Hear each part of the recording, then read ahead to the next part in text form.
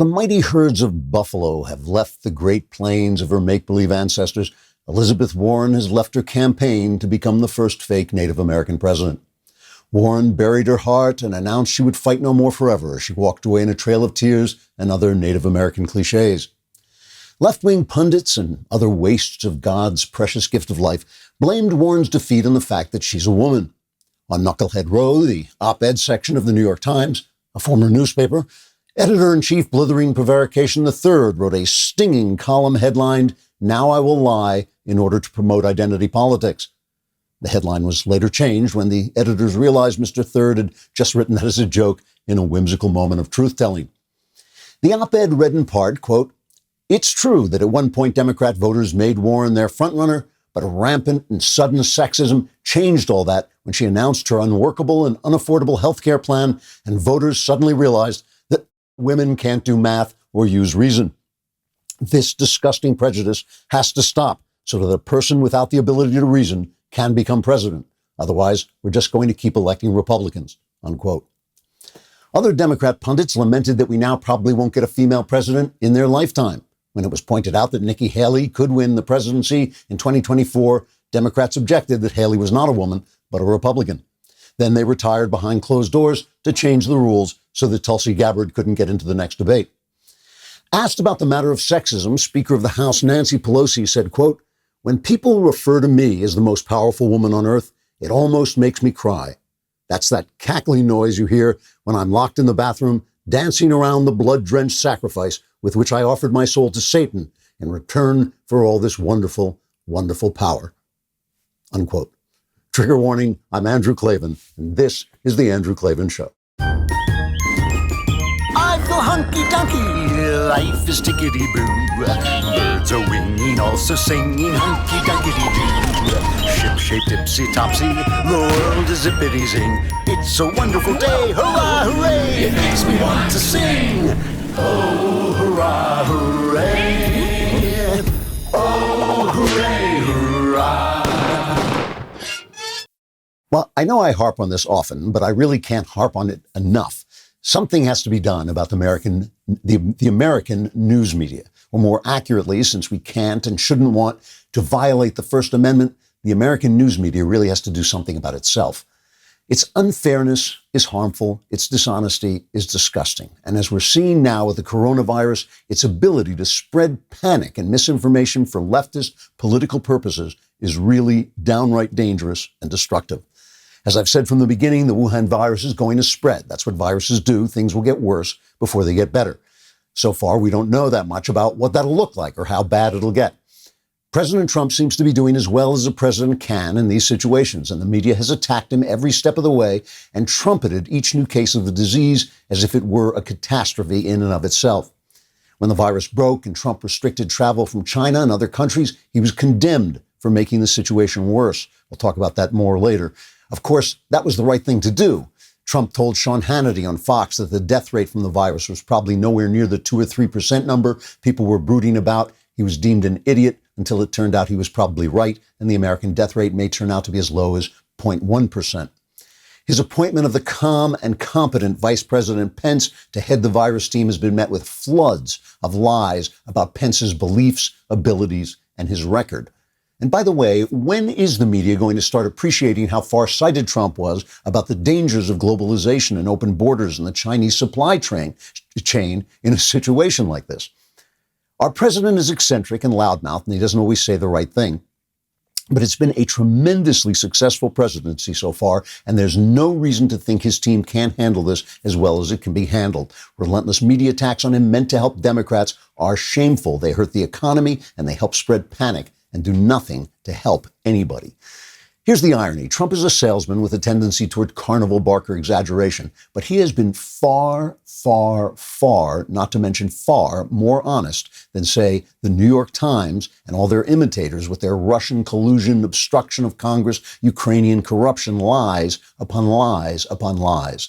Even Congress, which hasn't done anything for anybody in 40 years, managed to lay aside partisanship for a couple of moments to pass an overblown emergency funds bill to deal with the virus. Is it too much to ask that the media just cover the story as it unfolds and stop covering the neurotic, hate-powered, self-induced hysteria in their own imaginations. Do the people who run the media have no shame? Do they have no patriotism? Do they have no decency? Can they not look at themselves and assess their flaws and reform from time to time like other grown men and women? Donald Trump is a great big character. He has great big virtues and he has great big flaws. History will judge him more clearly than we can. He's not always a nice guy, but I will tell you this for sure. Judged on his accomplishments, he's a better man than a lot of the people who hate him. And since they hate him so much, they might think about changing the way they behave. We're going to talk about all this and cover this incredible dishonesty in the press, which is causing panic, especially in the markets. But first, let us talk about First Leaf. I like wine and I like to try new wine, and I don't always do that. It's just easy if I'm running into the store to just grab the wine I always like. But with First Leaf, you can try a lot and really find out more about what you're drinking. You get started by taking the First Leaf wine quiz to assess your exact wine drinking preferences. Then they create an introductory 6-pack of wine just for you. It's just $29.95, which is pretty good for 6 bottles of wine. That's $29.95 for bottles that would probably go for $20 a piece. When my bottles arrived, I tasted it, and then I went online and I sent them my ratings, and then they could fashion another batch of wine that was more tailored to my taste. It just got better and better and better. Sign up with my link and you'll get an exclusive intro offer, 6 bottles of wine for only $29.95 plus free shipping. Just go to tryfirstleaf.com/Andrew. That's 6 bottles of wine for only $29.95 plus free shipping at firstleaf.com/Andrew. It's good stuff. You'll like it. Just for a minute, let us take a sampling of CNN's coverage of the coronavirus. This is cut 16.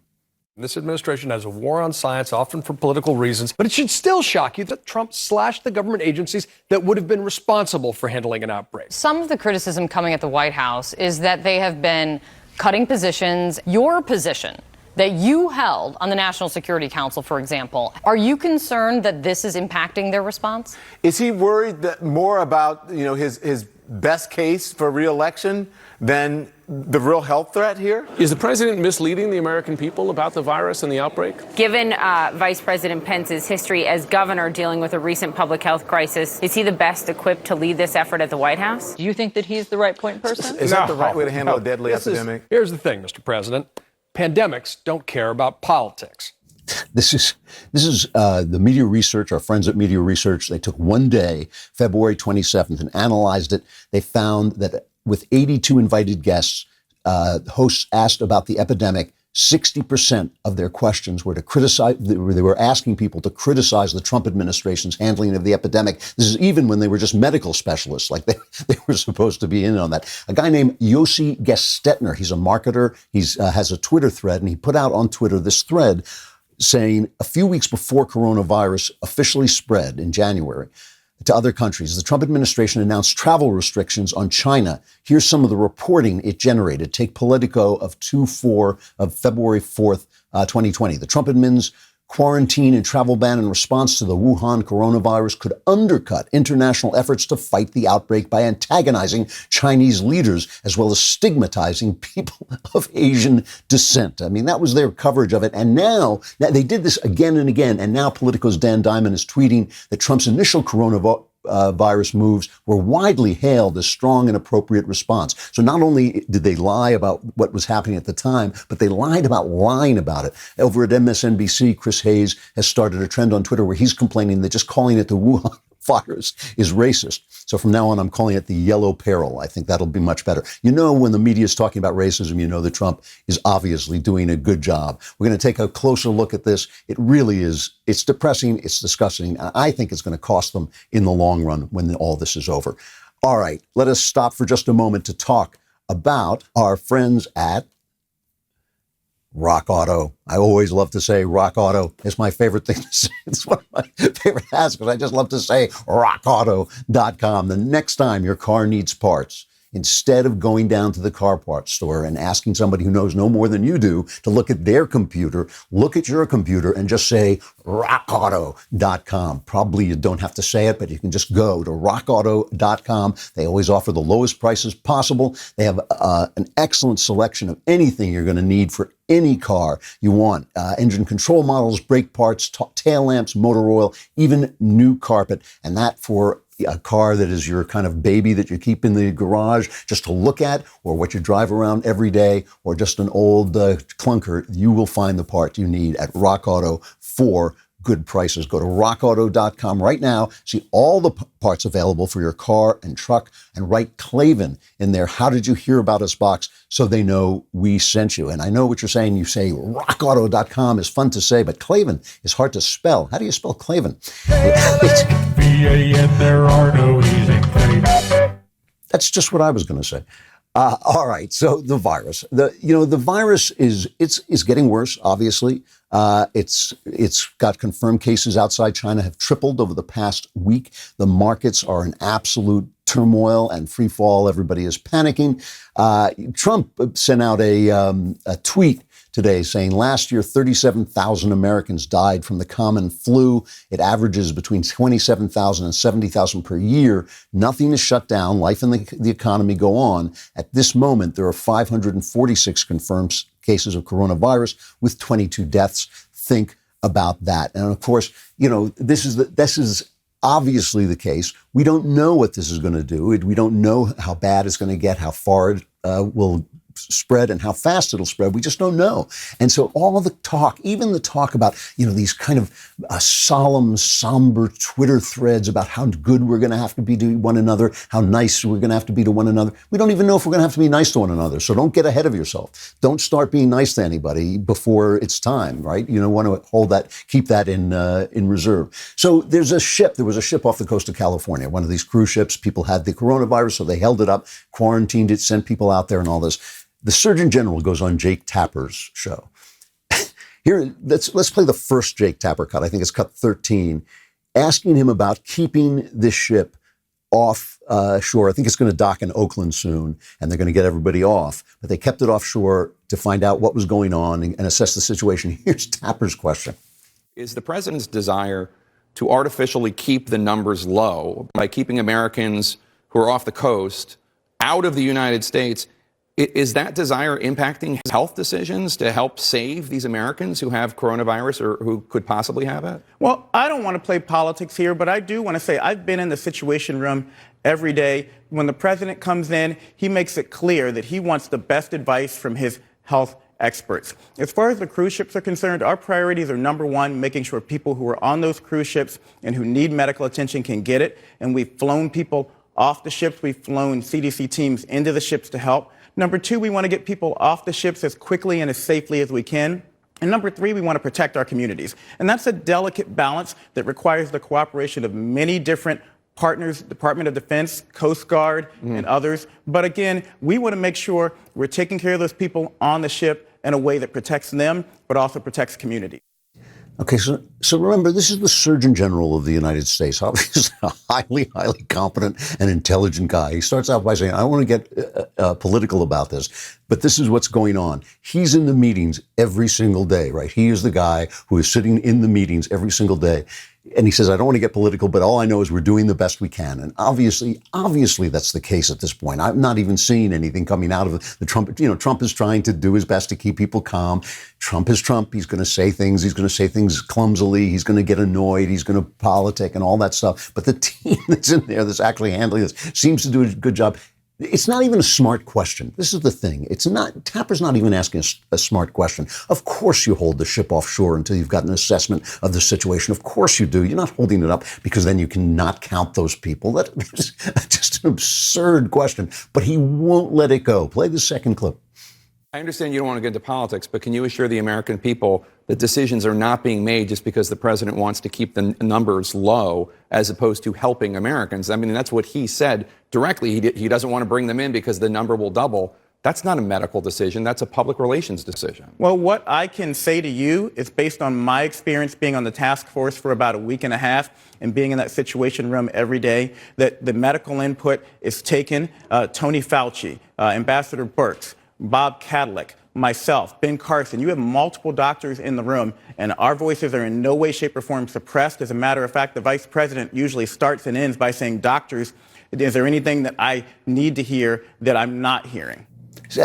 So that's what Mike Pence is. And Mike Pence comes directly from his daily sacrifice, a human sacrifice of a gay person, because, we watch the press. We know that's what he does in his spare time. He tortures and kills gay people in his spare time. Comes in and says to the doctors in the room, tell me what's going on. He's doing what he should be doing. Again, I'm not trying to play anything down. But first of all, if anybody's going to die from that thing, it's me, right?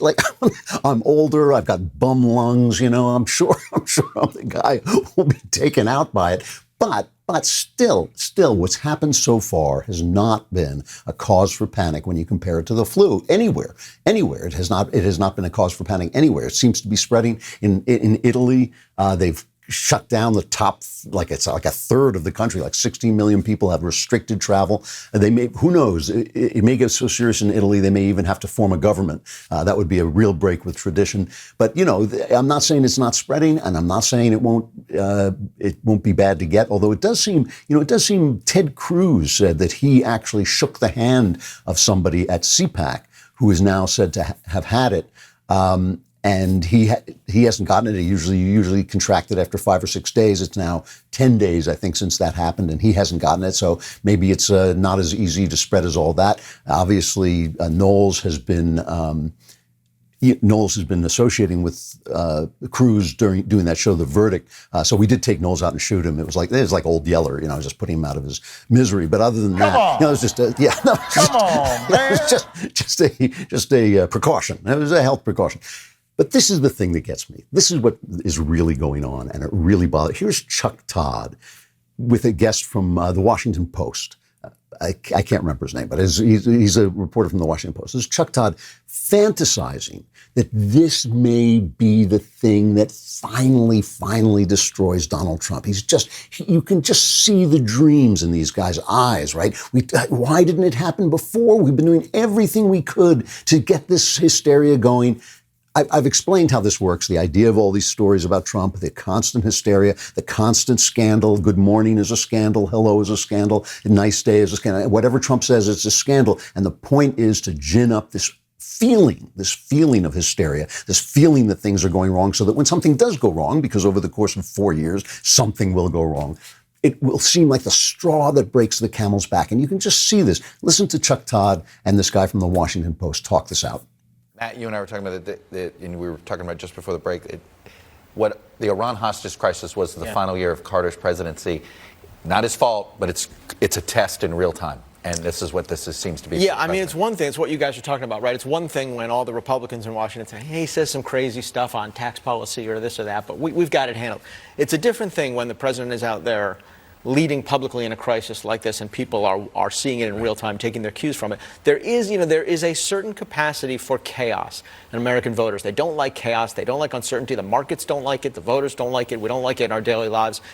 I'm frankly surprised that the exhaustion from that chaos has been as slow in coming as it has in the American public, but this does hold the potential, if it goes badly, to become a kind of Jimmy Carter-like scenario where the public just says, can't wake up with this anxiety every day. We got to have some kind of leadership. That was they said the quiet part out loud. Matt Bai is his name. They said the quiet part out loud. Why hasn't we've done everything we can to make this administration look chaotic. He was impeached for crying out loud. Of course, he was impeached for nothing. Then there was the Russian collusion. Oh yeah, that didn't exist. All of this stuff has only existed in the press. They expect us to be panicked and to be in this state of constant turmoil and chaos and thinking, the country. Meanwhile, everybody has a job. We haven't gone to war. We haven't started any new wars. Trump is dialing down the old wars. Things are going quite well. And Trump is a big figure, as I say. He does what he does. He's a showman, all of that. So he's just as good at the press as getting this stuff going. But the press has been keeping it going. And now, maybe it's the Carter moment. And I love that little injection that it wasn't Carter's fault what happened in Iran, the Iranian hostage crisis. Yes, it was. Oh, yes, it was. He mishandled Iran so badly. He mishandled the Shah. He didn't see the Shah's end coming. He gave the Shah sanctuary, making the new leadership furious. He was absolutely incompetent. And that hostage situation was his fault, as you could tell by the fact that the minute Reagan became president, It was over. It ended. It was Carter was a tremendously idealistic and incompetent guy. He was a guy like Obama who had ideas that didn't describe the real world, but he did react a little better, like he would change his mind from time to time, like he realized the Soviets were bad. Obama never changed his mind, but it was his fault. So it was just a complete fantasy, little fantasy portion of the Chuck Todd show, which may be the whole Chuck Todd show for all I know. But you just see them fantasizing that finally, with this, we've got them. And if a couple of Americans have to die, if the economy has to crash to get it done, hey, as long as we get Donald Trump, it'll all be worth it. It really is depressing. All right, let us talk about Blink Sale. It is a way to take care of your invoicing. And this is something that's very near and dear to my heart, because I know it is very easy to do work, send the work in, and not get paid. And then like a couple of months go by and you think like, hey, I did the work, you never paid me. And they say, oh, well, you didn't invoice us. This will take care of that problem. Billing, accounting, staying organized. No matter how good you are at what you do, no one's great at it all of the time. That's where Blink Sale comes in. Blink Sale makes it easy to send professional invoices and track payments. In just a few seconds, you can create invoices, send them to clients, and keep up with them until they get paid. Forget about using invoice templates or stressing about coordinating a bunch of different software programs. Blink Sale takes care of it all. Less time worrying about billing means more time focusing on the work that actually gets you paid. I could use this. I'm going to try this myself, and you should see for yourself. Try Blink Sale for free at blinksale.com. That's BLINKSALE.com for free. Blink Sale. Spend less time billing and more time doing what you love.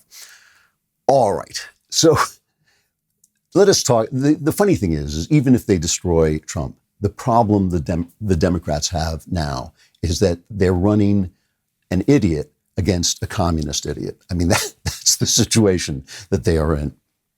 They have now got this down. I mean, Tulsi Gabbard is still ostensibly in the race, but she's not going anywhere. They have got these two candidates, Bernie Sanders and Joe Biden, and we'll talk about them each, but Bernie Sanders has revealed himself to be a communist. I mean, he really is. There's a new story out about him that I'll tell you in just a second that is absolutely hilarious.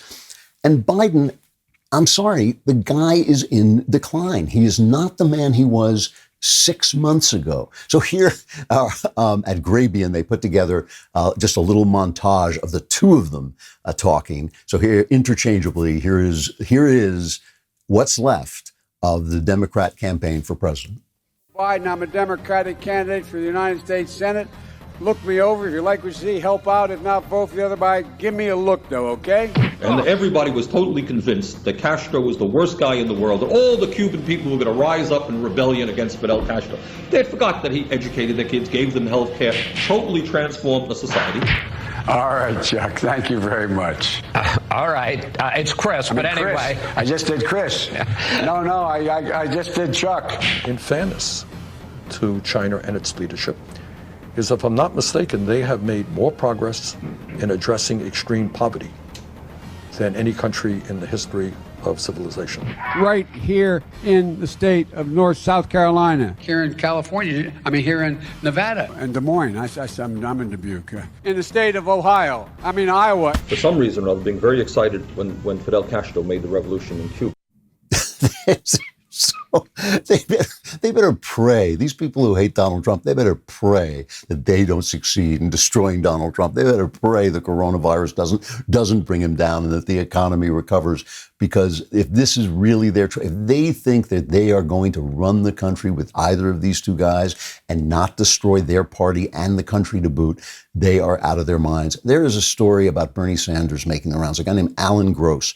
And this is 6 years ago, okay? This is not that long ago. Alan Gross went over to Cuba, and he worked for the U.S. Agency for International Development. He was a contractor for them.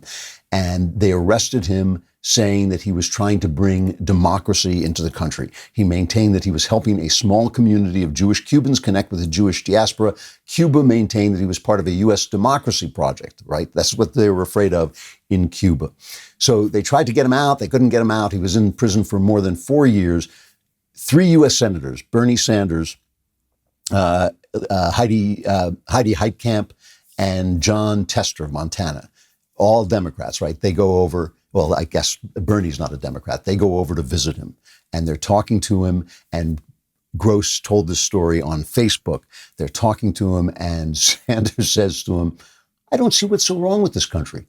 The guy is imprisoned in Cuba, and Bernie can't see what was so wrong with this country. And this is really who he is. And it's funny, there is something almost touching, almost endearing about the true belief of it all. The fact that he's not making it up. He's not like a lot of the Democrats who just say stuff about stuff, but they don't really mean it. I think of communism when I think of Bernie. I can't imagine why.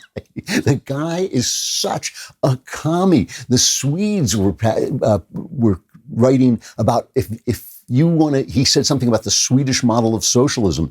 Sweden tried socialism and it almost destroyed the country. And now they're actually more free market than we are. I mean, Sweden actually has more free market stuff than we are. And they said, if you're going to have Swedish socialism, you're going to have to get a lot more free market. So Bernie is now complaining because every socialist is a victim, right? That's the problem. That's why they've got to steal your money because they've been so mistreated. Bernie is now complaining that the establishment has ganged up on him. This is cut number 10.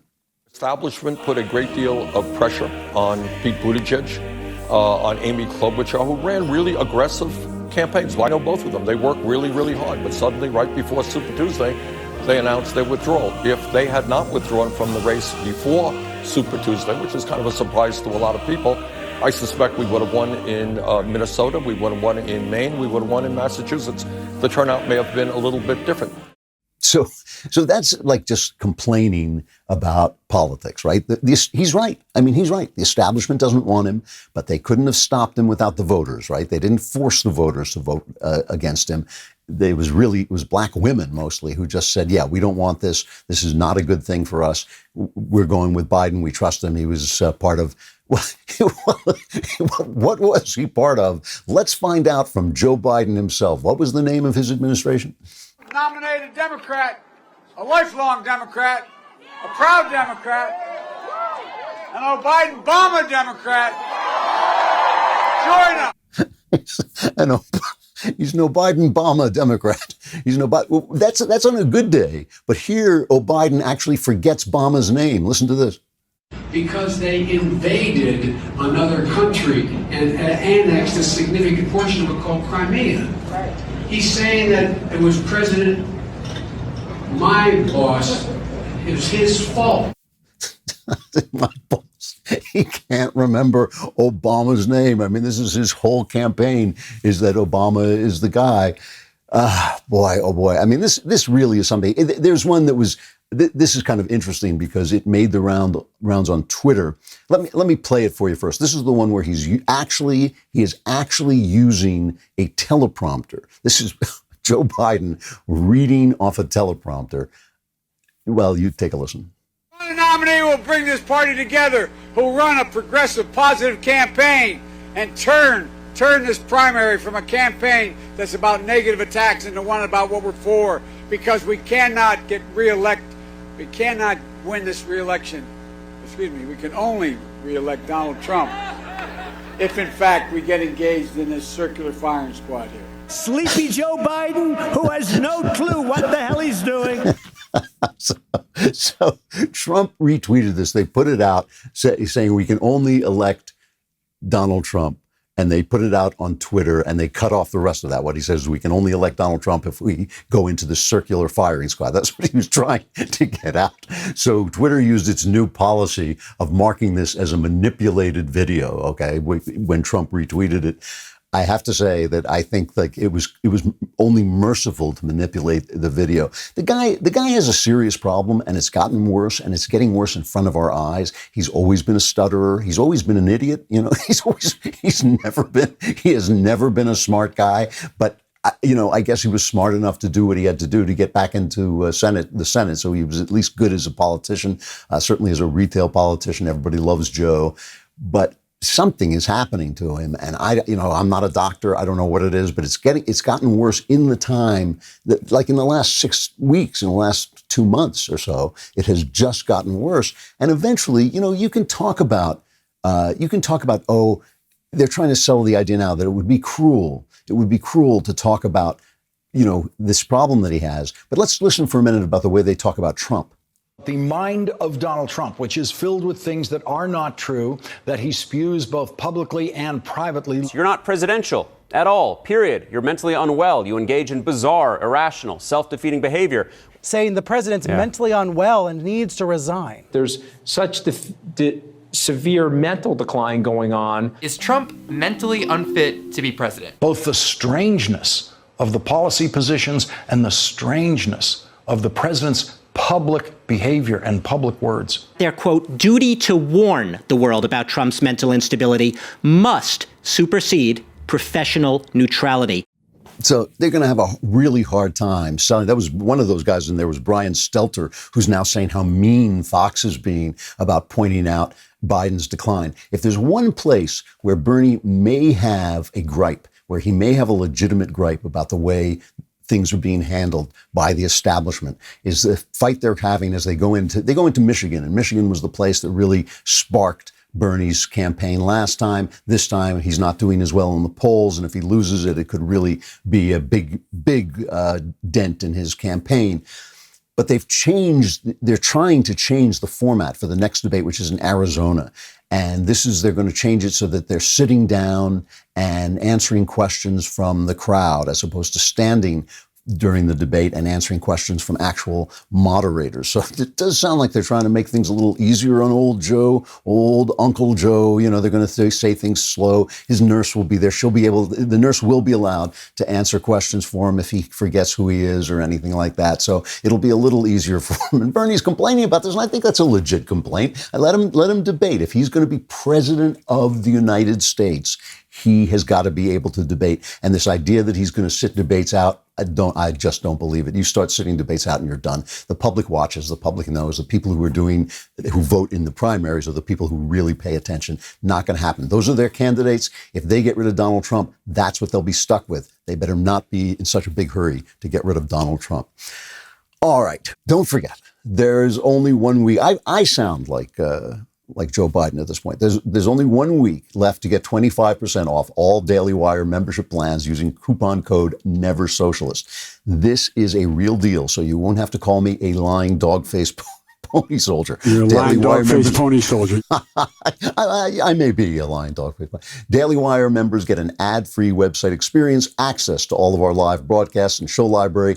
You get my show and the full 3 hours of the Ben Shapiro Show, access to the mailbag, so all your problems will be solved. And now, exclusive election insight op-eds from Shapiro himself. Daily Wire members also get to ask us questions live, like many of you saw in our Super Tuesday coverage on Backstage. Along with all of this, of course, you get the magnificent, the irreplaceable, the singular leftist tears tumbler.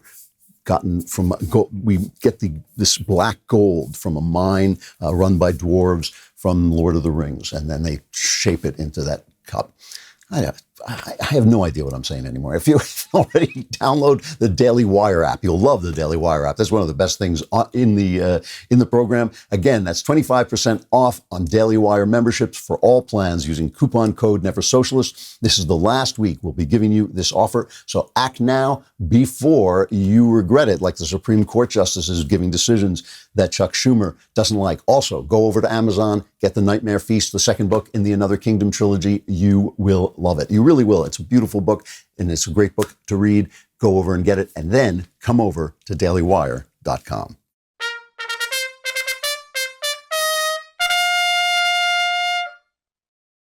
All right, talking about the dishonesty of the press, and I say, well, it really does surprise me. It shocks me that people in the press never really take stock of themselves. I mean, even though I don't have any respect for Chuck Todd, he is a human being, right? He's not like an animal. There's no reason he can't say, I'm not really being fair. It's not really fair to go on Meet the Press and just hammer one side and praise the other and strategize with people on air about how to defeat Trump and how to win for the Democrats. That's not serving the public. That is not what I'm supposed to be doing. You would think that even if he wouldn't do that, you would think his bosses would come in after a while and say, you know, your ratings stink. Nobody's getting anything out of this. What we're doing is bad for the country. Let's change.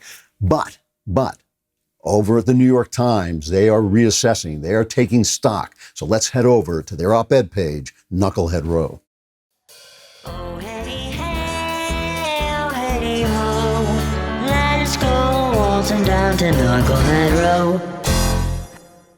What Bernie Sanders gets right about the media, that's the name of this article. It's by their media writer, Ben Smith.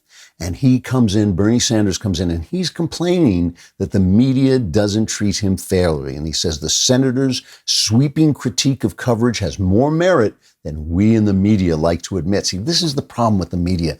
They're just too right-wing.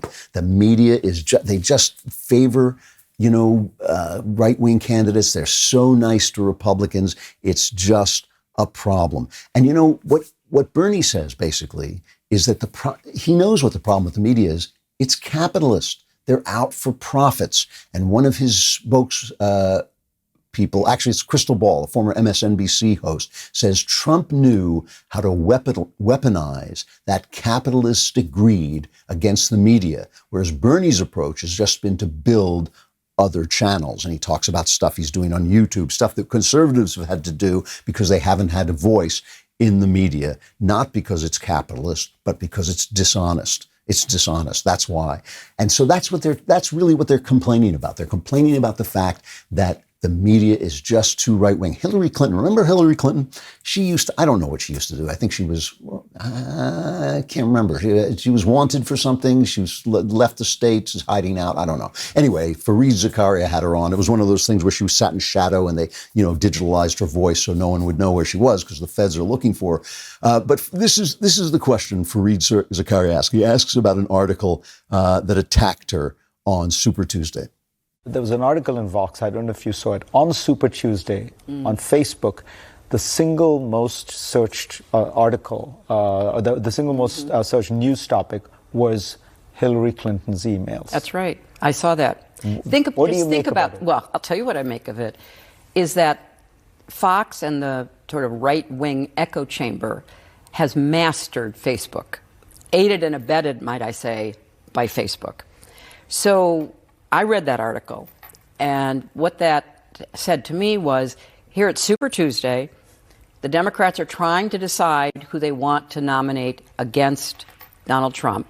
The coronavirus is spreading. We now have more and more reports from different places in the country, but led by Fox News and Breitbart and others, it's going to be about my emails, a totally bogus, finished, nonsense attack on me. That's pretty amazing. I mean, it's not amazing, I guess, coming from Hillary Clinton, but it's coming from all of them. This idea, this constant obsession with Fox News. If Fox News didn't exist, Brian Stelter would be out of a job. All he does is complain about Fox News. All he does is complain that Fox News said this and Fox News said that, and complaining about Breitbart and complaining. This is rebel media. Even people like us, we're a very successful outlet, but we're still rebel media. The Daily Wire is still on the outside of the mainstream media. I mean, these are big guns. NBC, ABC, CBS, these are big guns. These are the places that people turn to for the news a lot. And New York Times still dominates every newspaper office in the country, almost every news agency.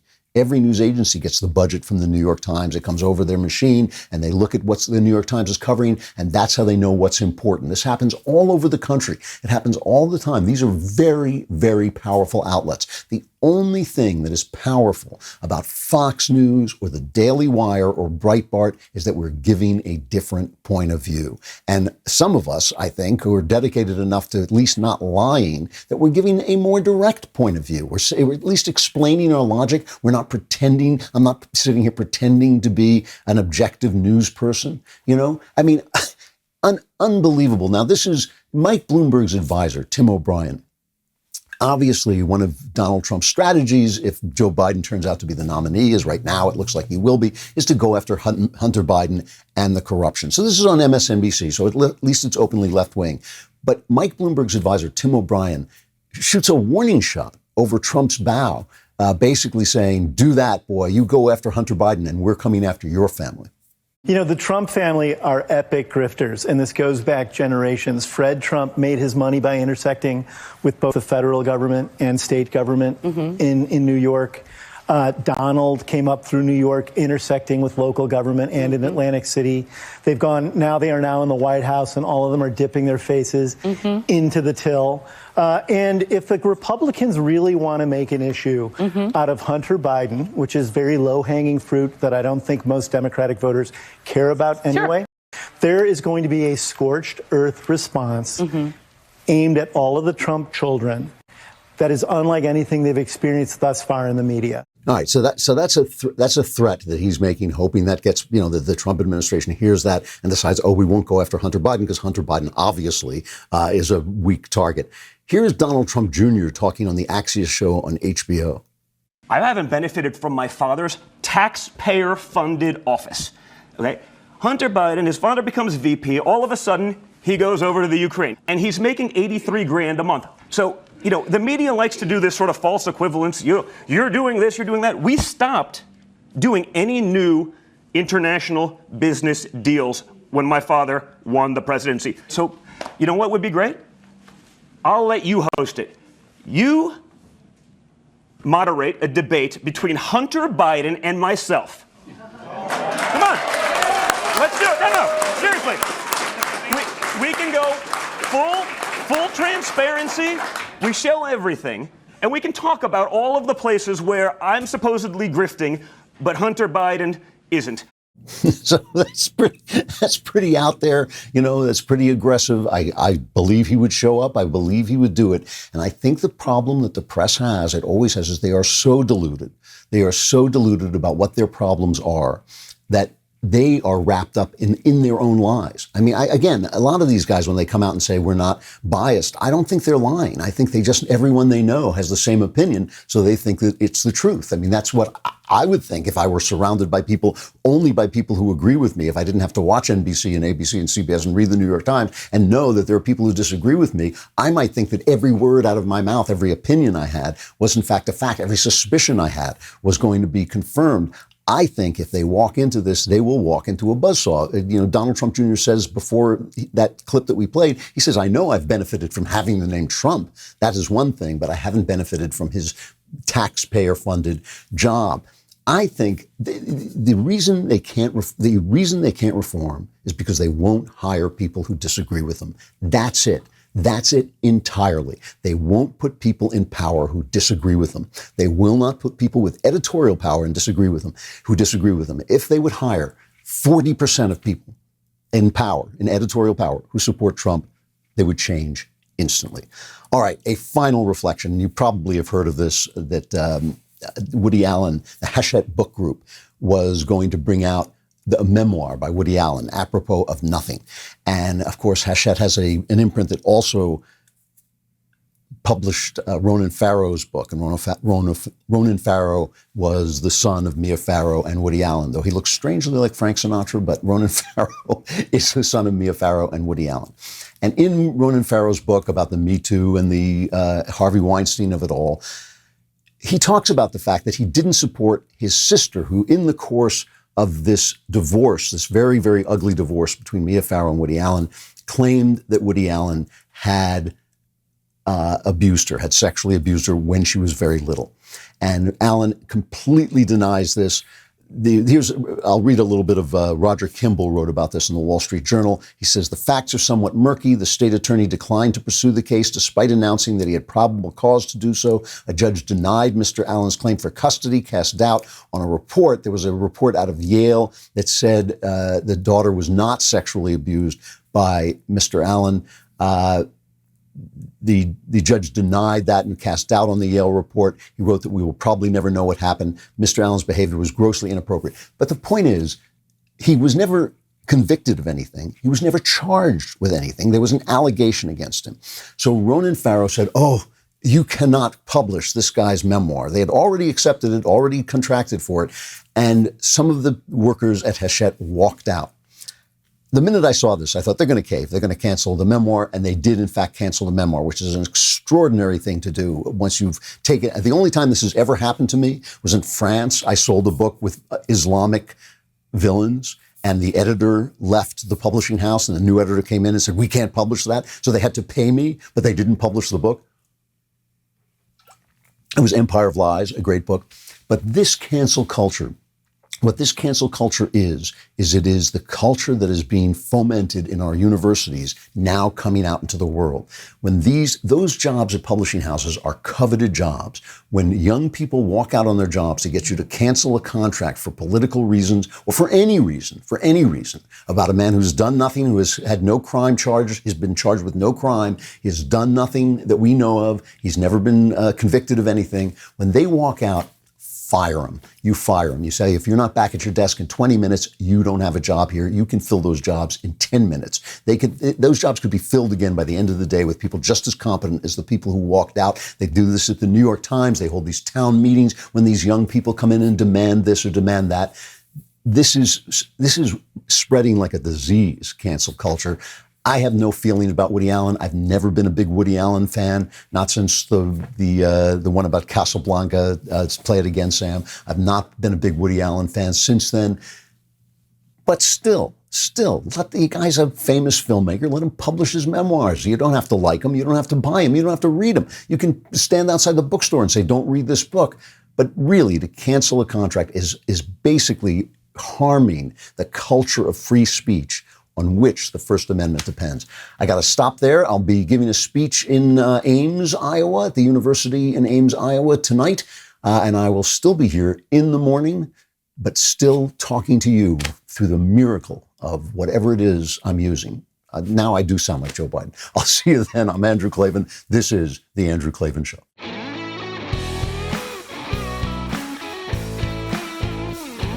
The Andrew Klavan Show is produced by Robert Sterling and directed by Mike Joyner. Executive producer, Jeremy Boring.